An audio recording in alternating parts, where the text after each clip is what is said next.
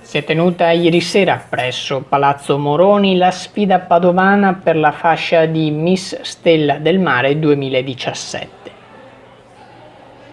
L'evento ha richiamato molte presenze e ha visto la vittoria di Giulia Pamio, 19enne di Salzano, seguita in seconda posizione da Melissa Marcolongo, di 19 anni, di Campodoro, e infine Sofia Pavan, 18enne, di Padova.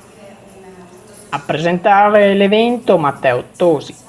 La tappa padovana è stata dedicata inoltre ad alcuni progetti quali lo sportello donna e la casa di fuga per le donne vittime di violenza.